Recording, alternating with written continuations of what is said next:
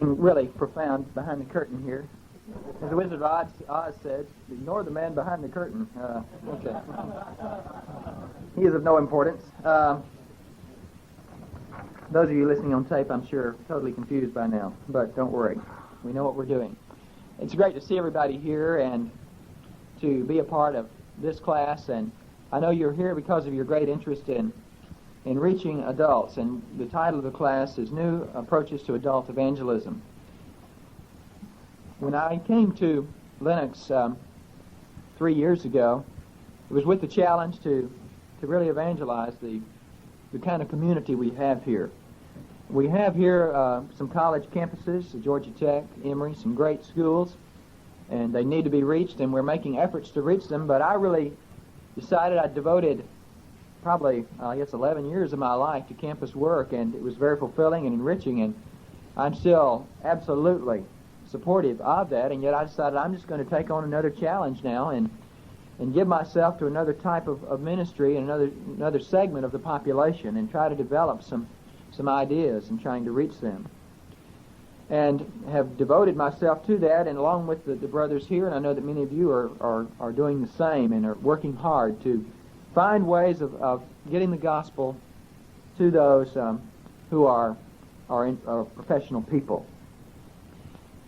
When I think of how in campus ministry we really developed and we're not afraid to experiment with new ideas, it gives me hope for what we're doing here.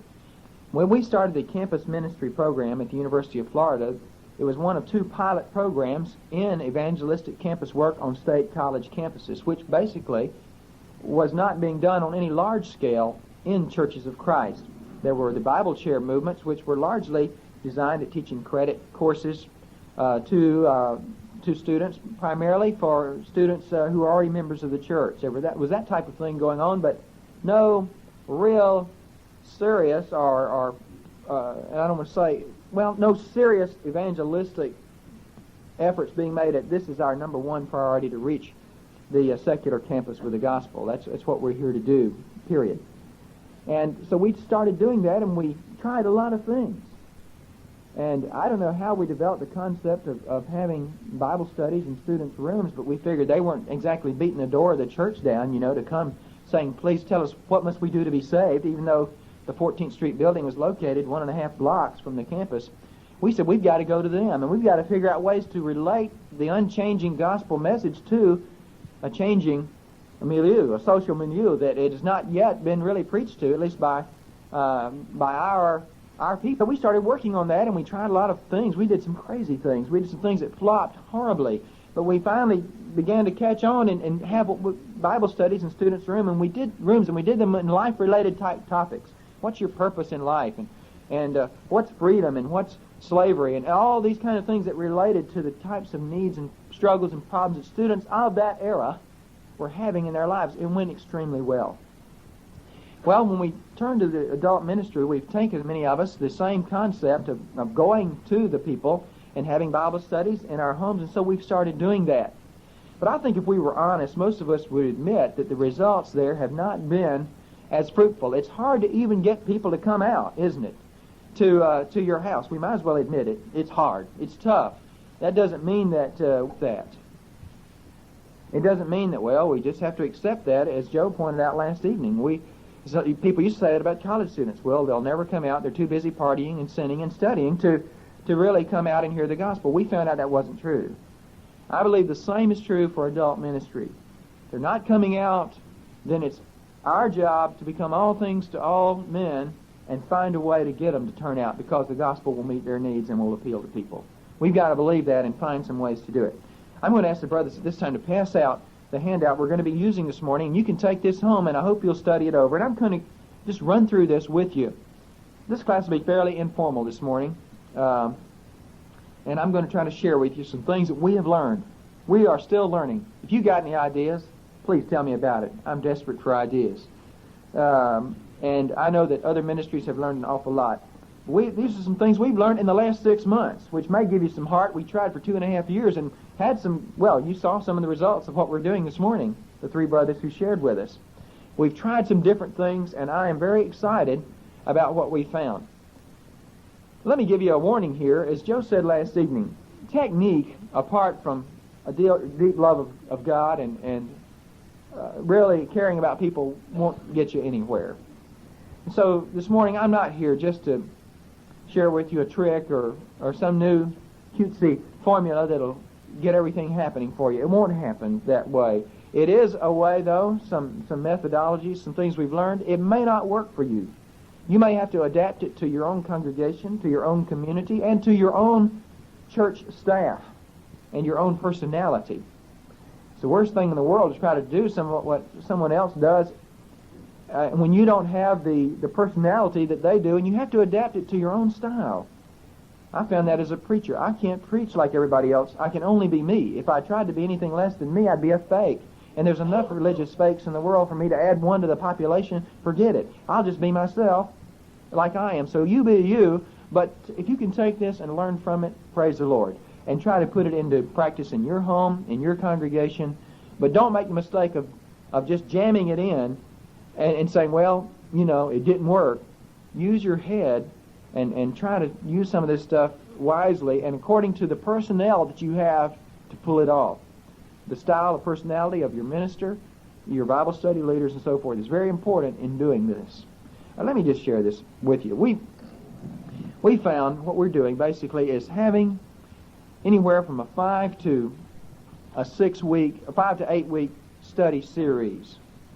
It's what we started doing. We're not doing this universally. We have studies that aren't doing this that are extremely fruitful studies, that are just having each week the regular home Bible study. You come up, the leader devises a study that he thinks will meet the needs of the people coming. He leads it, and they go home, and he does that again next week. No set pattern. They're very fruitful studies.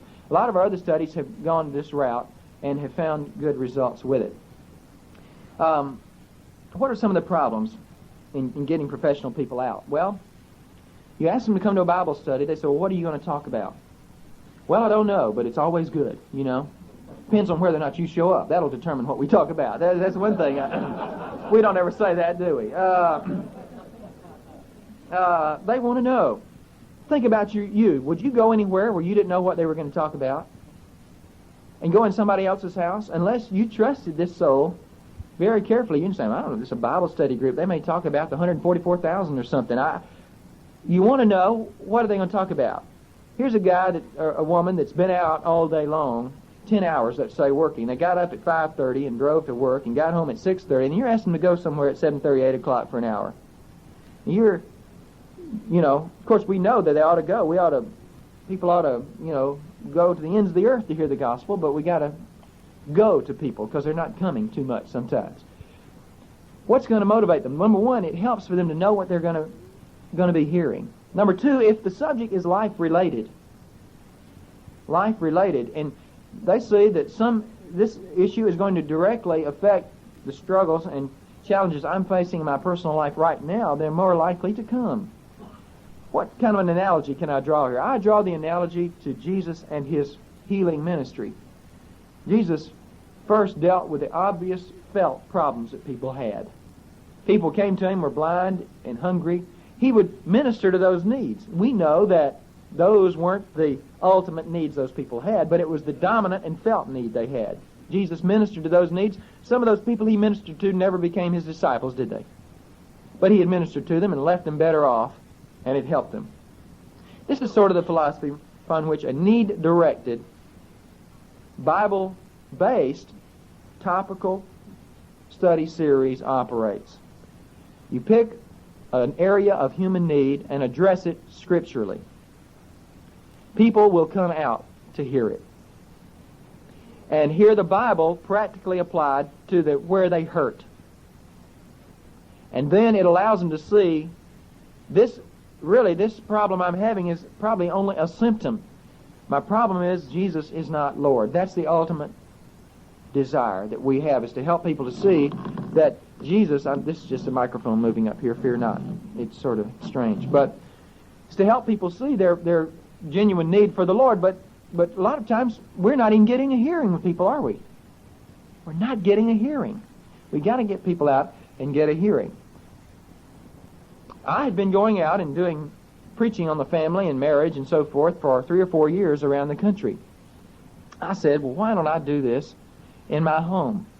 And I'll have a series of 5 studies, or 6 actually it was, and I did this back in September and October, November of last year.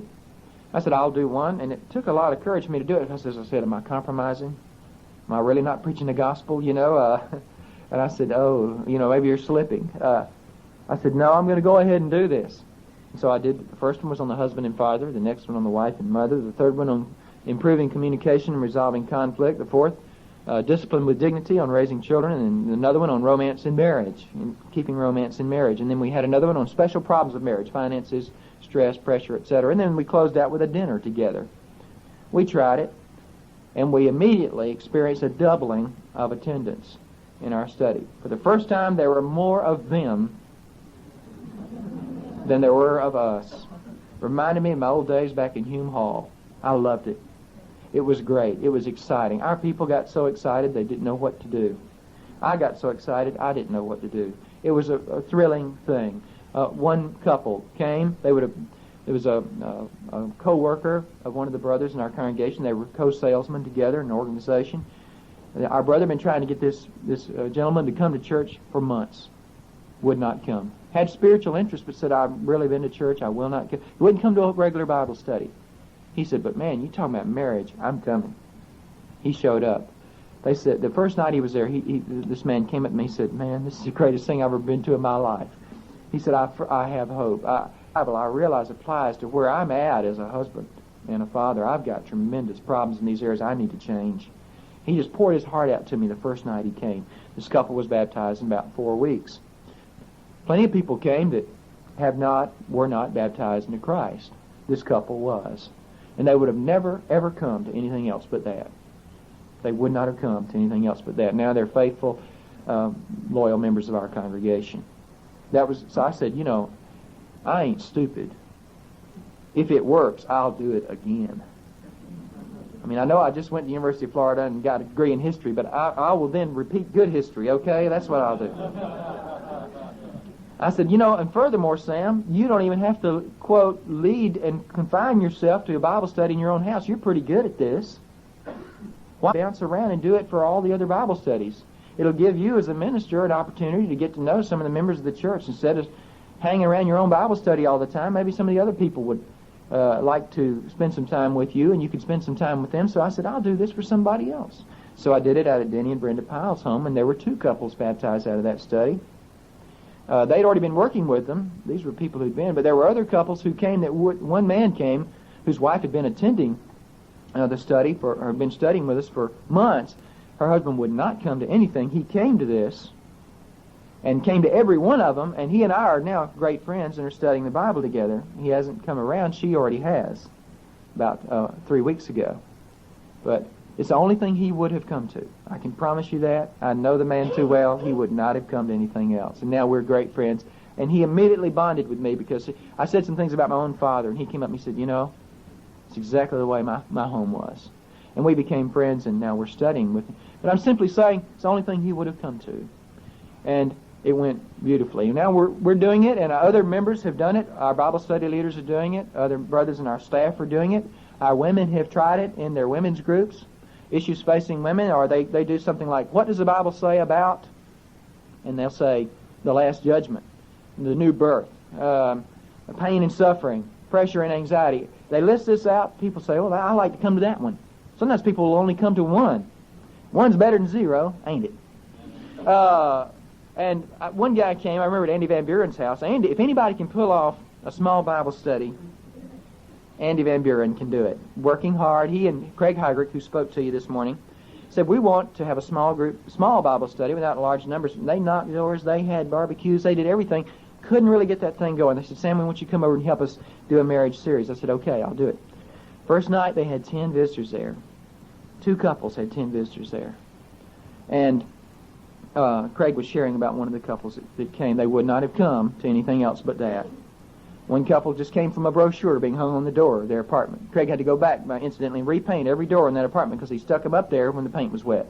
That was Craig that spoke to you this morning. He had to go back and he said, I'll repaint all the doors, but I had to get those brochures up. And the apartment people said, fine, and they gave him a bucket of paint, and he went and repainted all the doors. But a couple came, And that's the only way they would have come was through that. And they said, a marriage seminar, we'd like to come. And it was, we put on there, we're honest. They say, I'm a minister, and we're doing it from the biblical point of view. We don't want to fool people. We're not being unethical. We're being honest about it. So they knew that where I'm coming from and where we're coming from. We open the Bible. I do a little more talking in these studies than I normally do. Because, particularly in the larger ones. We did a parenting one over in Marietta and combined two of our studies. The first night we had 30 visitors there. I mean grown-ups. Not children. Grown-ups. If the kids had known we were all getting together to talk about how to raise them, they'd have rebelled immediately. Said, you are not getting together and comparing notes on what we've been up to all these years. Because kids communicate out on the playgrounds. Parents don't talk to each other about what's going on. So we had 30 visitors. The next week we had 25. We finally leveled out, I'd say, at around 15 to 20 visitors a week at that study. Then we followed up that study. Nobody was led to Christ out of that study. We followed up, split the studies back in half again, and now Steve Gooch and I are working with a study, that this one right here, the brown brochure there called Foundations of Faith. 6 topics. Let me read what they are. The right foundation, getting on the Word of God. Whatever became a sin, second topic. The greatest motivation, the cross. In His steps, discipleship. The new birth. Need I say more? The church of your choice, question mark. You've probably heard of those 6 Bible studies before. It's the ones that you would do with some individual, isn't it? Now we have the people who really came to meet us and know us out of that parenting seminar are coming to that study and enjoying themselves, and it is a lot more challenging to their spiritual life, obviously, than the parenting seminar was. That was more challenging and informative on how to raise children from a biblical point of view. This is more, let's deal with our own souls and our own life. And we've had some great studies. Last week, there's about, I think it's 10 or... I'm going to let Steve share more about this. I want to shut up because I want him to talk about it. But last week, we had a great crowd. I'll let him tell about that in a minute. There's several things that are good about it from the point of view of Christians. These are just some of the results we've had. We've seen an immediate increase in attendance. We've seen more conversions, people led to Christ out of it than anything we've done with adults. And there's some positive things that happen among the Christians. Number one, it gives you a chance to sit down with the leader and plan the subject matter that's going to be covered yourself. People always like to come to something they help plan. If I help plan something and I don't show up, I'm in trouble. And if you have input into it, you feel like, I'm a part of this. I'm not just attending and receiving, I'm giving to it, and therefore I feel like I've made a contribution to what the leader here is going to be talking about. So get the group together and plan it. Together, the Christians feel they've helped give input to the leader and to the topic that's going to be covered. Secondly, you have a tangible brochure to hand out to people rather than just a nebulous invitation. It's good to have a piece of paper with something that's written up with something on it to leave with people, with a map on the back, times, locations, dates. That gives you something to hand. It's not as awkward of a social situation to hand out something. You can also do mass blanketings of an entire neighborhood that way, or mass coverages of an office building that way. If you wanted to do it in the daytime at an office complex. Say, I'd be happy to come to your office building and do something on stress and anxiety from a biblical point of view for 5 weeks as a minister, telling you what the Bible says about dealing with pressure, anxiety, stress. I'd be glad to come in there and do it for you if you were here in Atlanta. I can't come to your town, but somebody in your town could probably come do that for you. Or you could get 5 businessmen in your congregation to handle one topic each, couldn't you? Financial management. Get one of your accountants who's a committed Christian to come in and talk about stewardship from a Christian point of view with visitors there. Get a guy like Chuck Williams to come in and talk about handling pressure, Chuck being a specialist in counseling, to handle that. And not just your minister, you can draw on the resources of other people and have a series that you plan with 5 different speakers coming in. A lot of different things you can do. Be creative. Use your head. Pray about it. Think about it. It also gives the Christians a limited time frame in which to work. There's nothing worse than you're not sure when you started and you're not sure when you're ending. Sometimes we feel that way about our Bible studies. When you guys going to take a break? I don't know. The last break we took was in 1975, in 1 week, and we all felt guilty, So this gives you... So, you guys going to take a break July 4th? No, we're going to continue to work, Well, we need to take breaks, and if you have a 6 to 8 week series, you know that after 8 weeks, we're going to take a 2 to 3 week break to get with people in our homes and have dinner with them, follow up, and plan another series. It's unnatural. See, in college studies, you have that designated for you, don't you? But in adult studies, it goes forever. We never break. It helps to have then a self-imposed break. And then you have a beginning and ending point. And you know when you started, you know when you're going to finish, and then you know when you're going to try something different. And you have an intensive period of time, sowing time and a reaping time. This is a whole aspect of evangelism that we need to address, the difference between sowing and reaping. Sometimes our Bible studies have been so oriented at reaping that we've been trying to go out there and reap one poor tree dead. We've stripped it. We're just like the goats down in Jamaica. They'll just strip the, pardon me for getting a third world illustration into a professional seminar, but they just strip it clean, and then you go back, why aren't there any fruit on that tree? Man, you got to sow. You got to sow the gospel in a lot more hearts and get a lot more people in so that you can do reaping. Sometimes all of our Bible studies are directed only towards reaping and not towards sowing. The parenting, the marriage enrichment is sowing. The foundations of faith is reaping. Think about it now. That's an important point. I don't have time to develop it. You think about it and see if it's not true. Do a sowing study and then a reaping study to follow it up. So it gives your Christians a sense of heart, a sense of definitiveness in what they are doing, and an easy way to really become all things to all men. These are some of the positive things. We have a dinner at the close of it, and that gives a great time of fellowship and sharing. At the end of the marriage enrichment, we do sort of a wedding game, We did that once. So some groups I wouldn't dare do that in. They would have been insulted. They're above that kind of thing. But this one group, we did it, and it went great. And they loved it. They had a good time. I'd like for the brothers to come up at this point and just share some of the things they've done. Rick and Steve and Kevin is back there. Take a few minutes, and how are we doing? Good. We're doing great. Y'all we've done marriage, we've done parenting, we've done other things. I'm going to let them just take a few minutes and share some of the things that have happened in the studies. I haven't given you a lot of statistics and a lot of war stories. Maybe they can do a little bit more of that within realizing we're all on tape here, guys. Okay?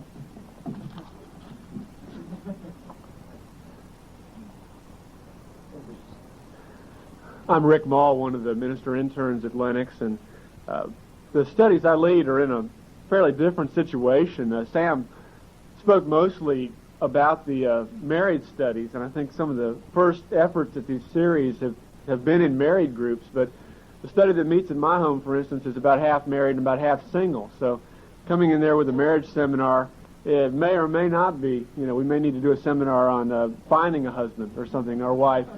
And we had to think of something that was creative and that was need-meeting and yet was not oriented just to married people or people with children. And so we started a series called Facing Life's Challenge. And just like Sam mentioned, we found certain life-related issues of finding purpose in life and everything from money management, handling stress, looking for romance. The last week was on dealing with death, which was not a real drawing card. We did have a few people for that one. We changed the title for the next time we used that. We changed it to The Ultimate Question, which the thing we were having trouble with, we had very effective people at working one-on-one with visitors. We just had trouble getting visitors, particularly in the end of town that my wife and I live in. And what Sam mentioned is great, that the study concept brings and surfaces these people.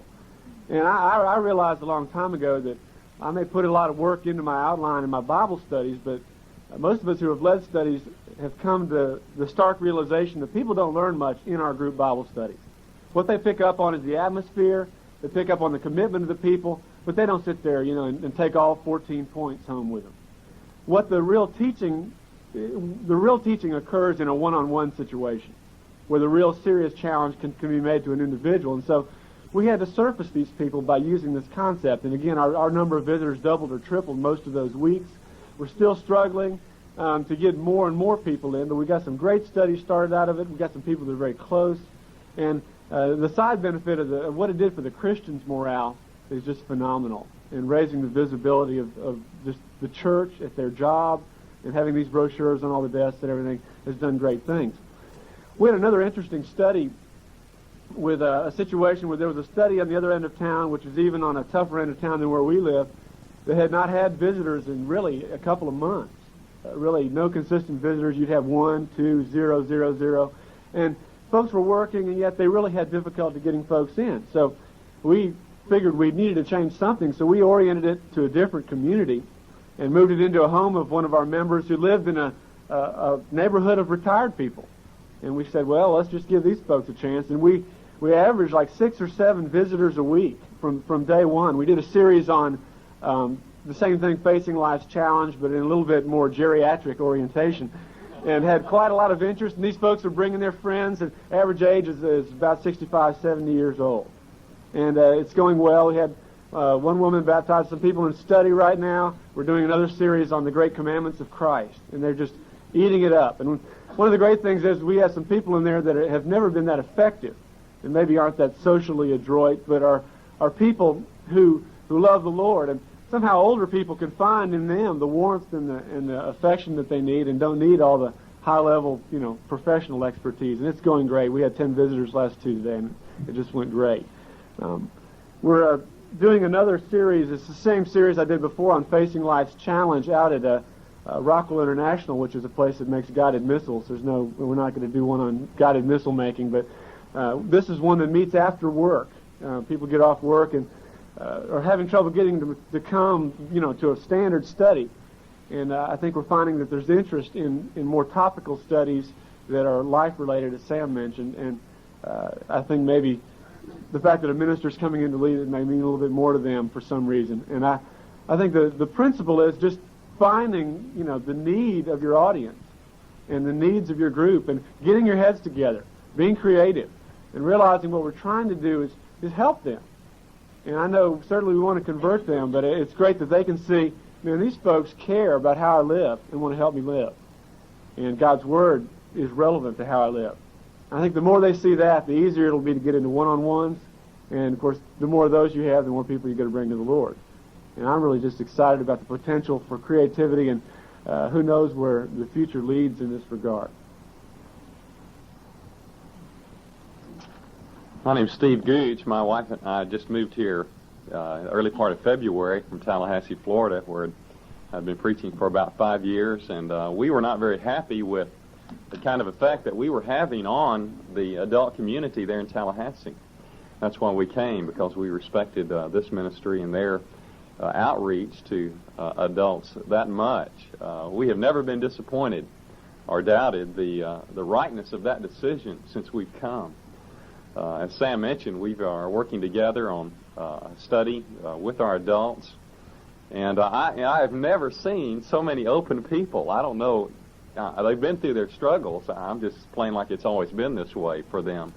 But we had 17 visitors last week at our study, and I was looking around the room, and I could honestly feel like every one of those people could be converted. It's just beyond me. I can't believe the sowing aspect that's going on right now, and the reaping that we're soon going to be taking place. As Sam mentioned, the brochures, I think, that have made a big difference for us.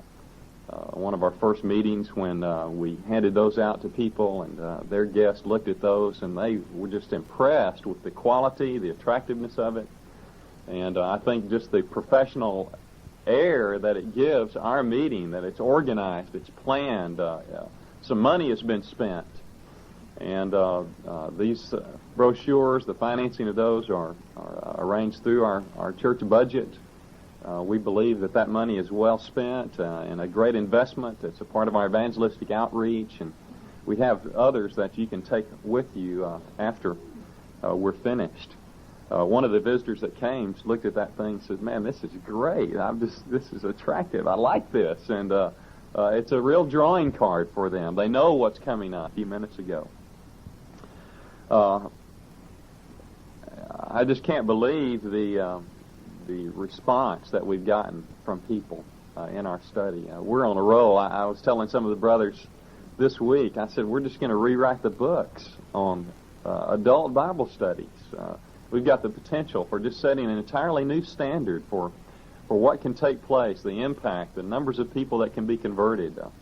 We're hoping that we'll have our first conversion from that study this Sunday, and a fellow who's separated from his family. But as soon as we convert one of those first couples, which we hope will be very soon, I believe the domino effect will set in with the other couples that have been coming. I appreciate the break time that we've had. We came probably 6 weeks before we ever went to a Bible study. We were in the break mode, and yet it really wasn't a break. Every week we were getting with couples, with other couples in that study, and we were sowing the seeds. We were getting them ready for this new series. And as adults, especially if you're married, you've got kids, I think the breaks are great for you physically.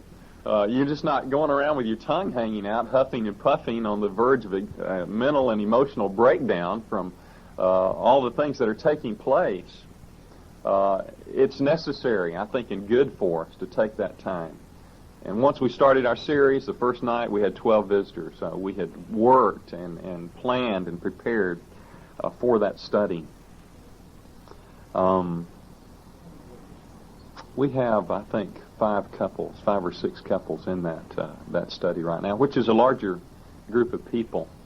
And as soon as we reap some of our harvest, we plan on splitting that and dividing and conquering. But those are some of the things that we're doing with that study.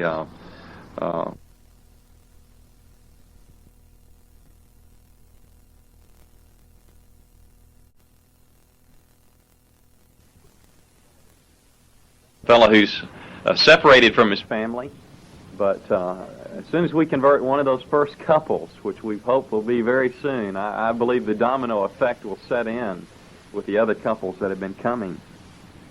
I appreciate the break time that we've had.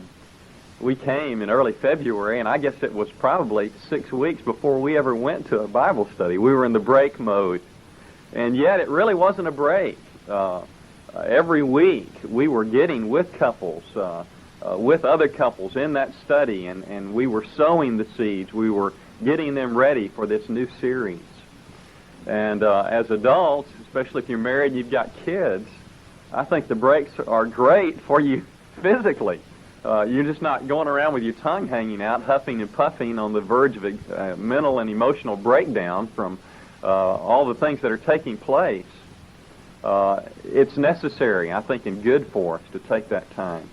And once we started our series, the first night we had 12 visitors. We had worked and planned and prepared for that study.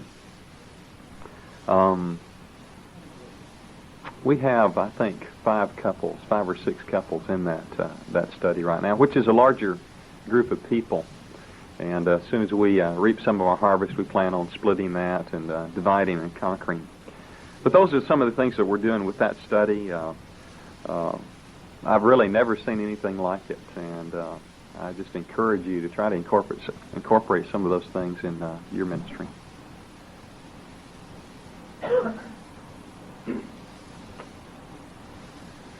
My name's Kevin McDaniel. I've been interning here in Atlanta at the Lennox congregation since December of '84. Basically, the Bible studies that I've been working with, the age group's probably more from about 23 to 32, mainly with singles, although there are a few married couples that do attend the studies. The one that we just did, we called it He Has Done Everything Well. You may remember that from last year's seminar topic. And again, we're fortunate enough at Lennox to have a secretary that also doubles as an artist and did the artwork on the brochure, which I thought was very attractive, and certainly hope that the people that we invited would as well, so they could look at it and realize we'd put some time into this.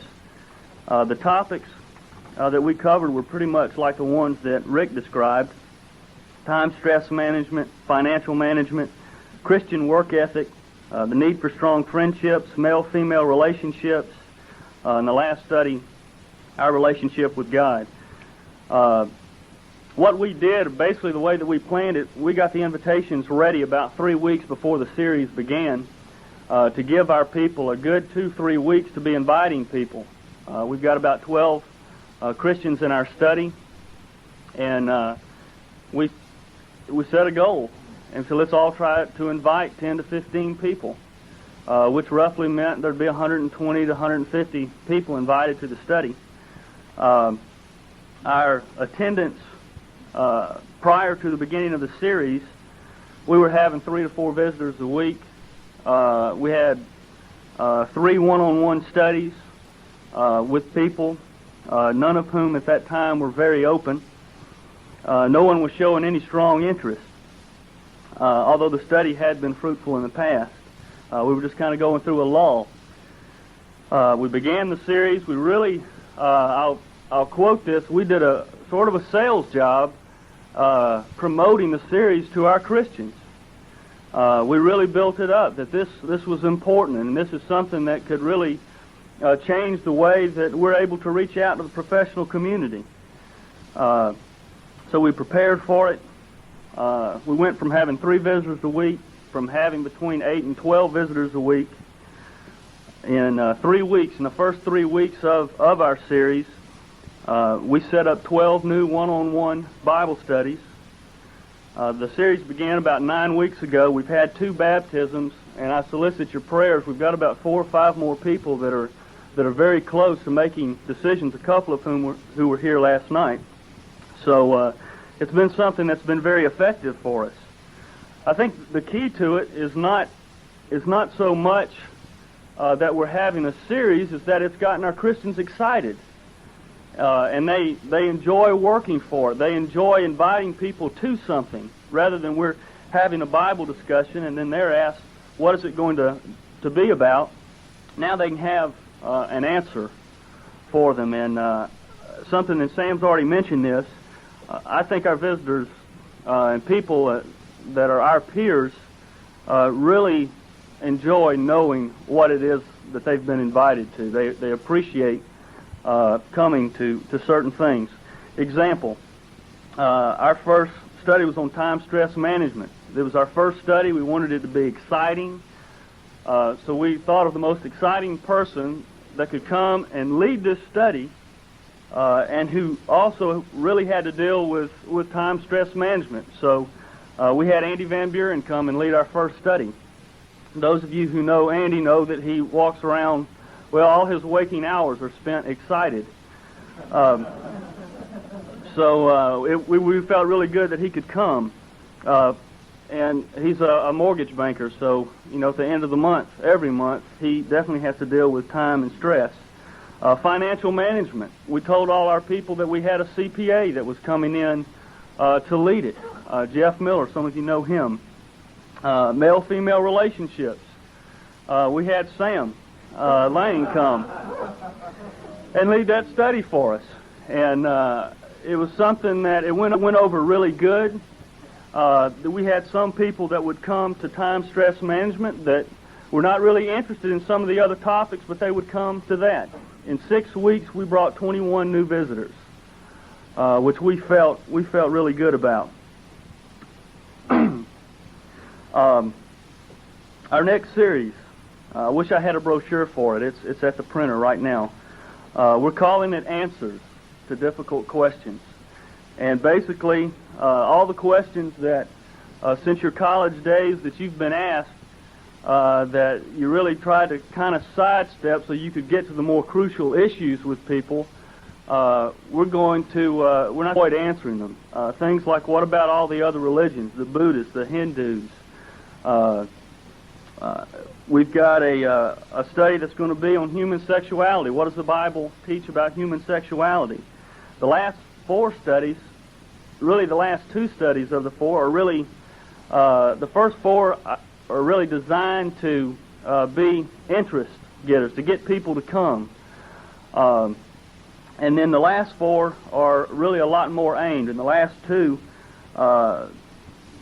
is on the second to last one is on the second coming, and we're going to answer, what is the second coming? We're going to answer that question, but we're also going to really spend some time talking about being prepared and really stress urgency in our relationship with God. And then the last one's going to be on what does it mean to be born again, a phrase that a lot of our friends around us have heard but don't know exactly what it means. So we feel it's going to be really effective. It has been in the past, and we just solicit your prayers on these, especially for the visitors that we've got that are interested. Appreciate it. Thank all these guys for sharing, because they had They come from different perspectives. The young couples, young singles, older people. I think it can be adapted to whatever group. I know in Gainesville they've used it on campus, in campus Bible studies. And so it'll work. You know, in 5 years this may be all out of date because we may be in radicalized culture again. We may have another cause that we hate in Vietnam or something. You know, we may not want anything structured like we liked 10 years ago. What are you going to talk about, man? I don't know. Well, just come on down and rap. You know, that's what we loved 10 years ago. If you'd have printed invitations, the guys would take it and throw it in the trash. But now, people are into this. So we're simply adapting with the changing of times. The gospel is the same. We're just adapting, becoming all things to all men. Let me mention some things, and I'm going to take some questions. One, without work, nobody comes. You can print brochures and, you know, get all everything happening, and then if you don't pass them out and people don't ask people and don't follow up and do the work, nobody comes. So this will not work without work. Sometimes we forget the essential element of elbow grease in everything we do, and it takes work to get people there. And I can't emphasize the lead time is important. You need about a 3-week period in advance, 2 weeks where those brochures are already in people's hands and you're already talking it up before your first one begins. If you hand out the brochures 2 days before and expect massive throngs, forget it. It's not going to happen. Secondly, without follow-up, then it'll all be for naught. Without follow-up and getting with people and studying, we've always known that group Bible studies do not lead people to Christ. The same is true here, especially here. So the real teaching is done one-on-one. So you got to have the follow-up. Third, your teachers need to be good. If you get people all excited and then come in there and bore them flat to tears, folks, you messed up. You done messed up. You need leaders that either can individually do a good job on a particular subject, and I like it because you can draw from your CPAs, your doctors, your lawyers, your counselors in the congregation that might not could lead something on some other subject, but in their area would be extremely good. But you've got to have quality teaching in there. Don't disappoint people when they come, or this will not work. In other words, if you say, all right, I'm going to do a marriage series, and I've been married 3 months, and I'm going to really pull this thing off and tell them how to raise kids, and I'm only 22 years old and haven't had one yet, but I know all, forget it. It's not going to work. You need somebody that has some degree of expertise in an area and has some, they don't need to know everything, obviously, or need to be a complete genius on the subject, but they need to have some degree to speak with authority on it. Okay? Otherwise, it won't work. I can't emphasize these warnings enough because otherwise you'll try it and it won't work and you'll be disappointed. And I really don't want that to happen to you. I don't want you to try it and it not work. There are some things that can happen in this series that can be bad. Number one, you can have a first 1 or 2 nights can be low and everybody get discouraged. Don't do that. You can get back out and beat the bushes again. Or you can begin to see some attrition rate. You can have a fall off of attendance after the 3rd or 4th week. Again, get back out and keep inviting new people and keep following up with the folks that are coming to keep it up and to keep new people coming in. Okay? Your Christians can begin to think, well, I've done all the inviting now after 1 or 2 weeks and stop inviting new people to come. That kind of will certainly experience a drawback in that, or what am I looking for?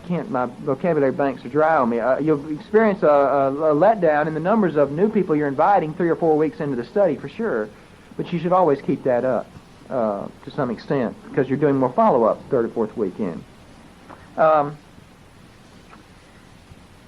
One other comment, just some random comments. One, to studies like this, we found that religious people will come because they specifically know what they're going to hear. They will come. Irreligious people will come to things like this because they realize it's need-directed, so it'll reach both groups. Secondly, in our study on foundations of faith, we've decided to use additional handouts and say, hey, we're going to be studying the new birth. Here's a sheet of scriptures you might want to read over before you come next week.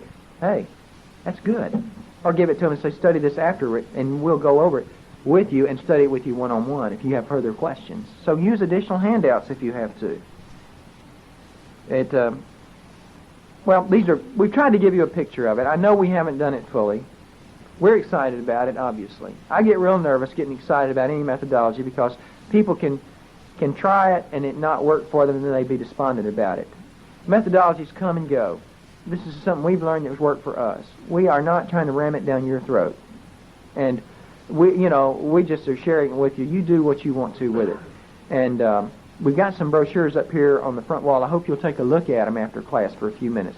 Let's take time now. We've got about 11, 12 minutes for a couple of questions. Okay, Ross? Some brothers not really have their own study, so to speak, and they kind of specialize in going around in various studies, and secondly, is that do you see any drawbacks if they get invited to a group or everybody's coming in or something else? I don't anymore, for a while at least. I don't.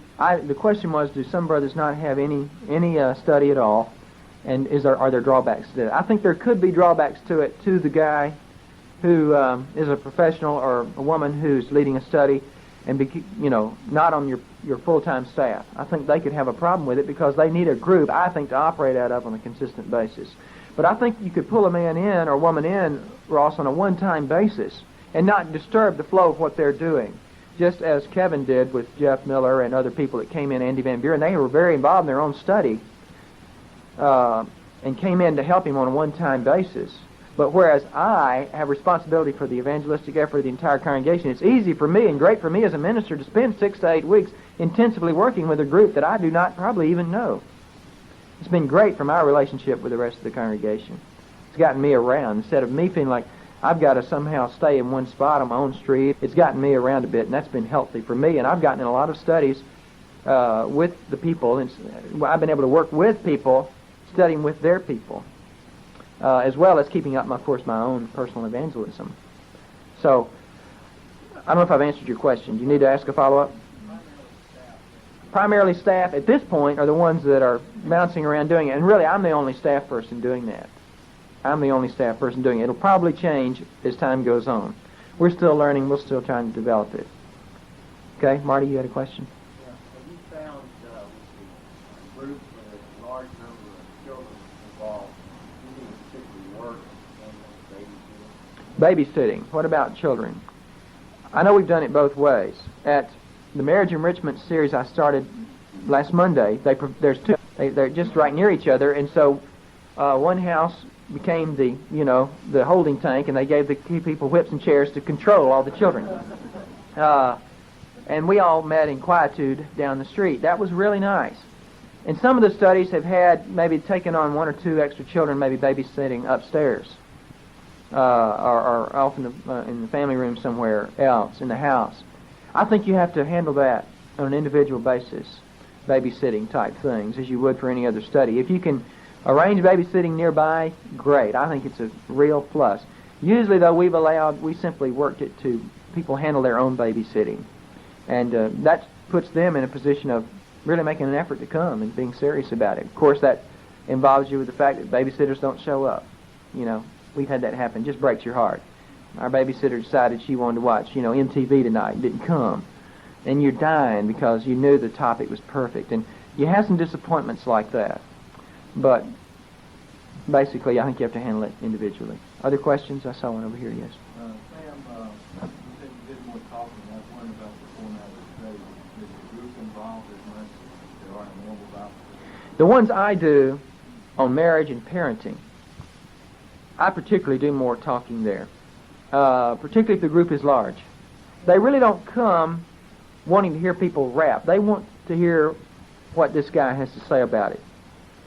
And if I don't know much, I act like I know a lot. So, no, not really. So I do more talking, particularly in the larger studies. For instance, the one at Joe and Vicki Hoffman's home. They were having, we had about 10 or 11, Christians bringing people, and they were having 18 to 20 visitors a week. The place was packed. You can't really have a rap, session. And here's some guy that may speak up and say something off the wall. So I really tried to lead the session more, put more pressure on me. But I've done it 7 or 8 times. So I know that thing like I know the back of my hand. I don't even have to. Don't tell anybody, please. But I don't even have to study that much going into these studies. Okay, don't reveal that. Because I have studied real hard. Isn't that great, though, to know as a leader, if you could develop some expertise, that you could really become great on 1 or 2 or 3 subjects and do a super job on it, and not have to break your neck saying, how many different ways can I do the parable of the sower? You know, your visitors after a while say, yeah, you're going to do the parable of the sower again? Now, here's where you use this illustration. You know, it helps, I think, to sharpen and really get great material up on one series that a leader could do and maybe take 5 weeks off and go help somebody else on. I know I'm wandering, but that's preachers, they do that. Forgive me. So, in that study, those studies that were larger, and me being the minister, I do more of the talking. Some of the others that are smaller and are a little more laid back, particularly the one we're doing on Foundations of Faith, we try to really take more questions and let people say, well, I don't understand what you're saying there. And we take a lot more question, a lot more interaction. We turn the people loose and let them make great comments. So I think you have to figure out what is best and the chemistry of the individual group that you're working with, whether your leader really wants to take a lot of comments or whether he or she should at least dominate more at the onset. So you can do it both ways. And there are times when I would talk a lot. There are times when I would want to take a lot of discussion. I think if you have a great leader that really knows their stuff and people love to hear what they've got to say, turn them loose. I think the good thing about this is, too, and here's something else. You might have a guy who's who's a super hard-working Christian, but it's hard for him or her with their job schedule and simply as in terms of the talent God has given to come up with some dynamic subject every week. But they could be, and here's an idea I want to share with you, a Bible study coordinator instead of a Bible study leader. Let them coordinate and develop the series and get in the people to lead the study for them, and they take 1 or 2 a month. But the burden isn't on you as a hard-working housewife or lawyer or doctor or salesman or whatever you are. You know that, man, coming up with that study every week is tough. You do more coordinating of the study and doing the underneath work, and you maybe lead 1 or 2 a month. It might take some pressure off of you, and you'd be fresher when you do lead. All right, let's have some other questions. I know there are probably some more. Yes, right back here.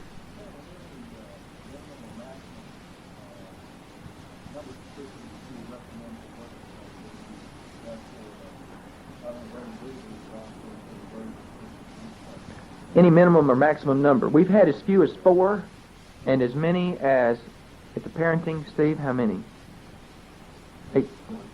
18, 20 Christians. The advantage of, there are advantages and disadvantages. The small group, you have less exposure to people, to numbers of people. But that allowed me to become good friends with all those visitors. That was the advantage. The parenting thing, we had 30 visitors. I mean, we had stacks of card table chairs sitting there. The place was packed. And that's wonderful. And out of that, we had to have a follow-up study to have the intensive, reaping time with the personal study set up. But the advantage of that was large numbers of people that came that we exposed to the Word. But I didn't get to know everybody in that study like I could. I was still learning names in the 5th week. But it was great just the excitement of driving up that guy's street and seeing cars all the way around the corner. That does something for you, So both of those, there is a place for both of them. There's a place for large and small studies. I've been both routes. We're going to have small ones to make people feel like they've got to work. There's a real point to be made for that. Then there's a point to be made, let's have a great, big, large study and get all the people together that have been out there floundering by themselves and get some strong Christians back together in these homes again. Are you with me on this? And listen to me. Get some strong Christians that have been separated from one another, put them back together with a good, strong leader. We've got me in there, Steve Gooch, Johnny Owen in this one study. 2 preachers and a guy that preached for 5 years in there. I mean, you have to shut us up. And then we've got some of our strongest Christians, or at least outgoing Christians in there. So that's been an advantage, but we need to split that up. I think variety helps. In your professional world, you realize sometimes you just change the floor plan of the office just to get people shook up. And then 6 months later, you take the partitions back out. It helps, I think, to do some shifting around just to get people out of ruts. So have them large, have them small. Keep shifting around. Don't get locked in. Yeah, we're down here digging this hole, and we're going to keep at it till the Lord comes. Change around. Do some different stuff. We're getting near to the end here, folks, and I want you to be able to take a look at this stuff. One more question, and that'll be all. And this will probably be the one that I cannot answer. Any more? Yes, sir. Jeff.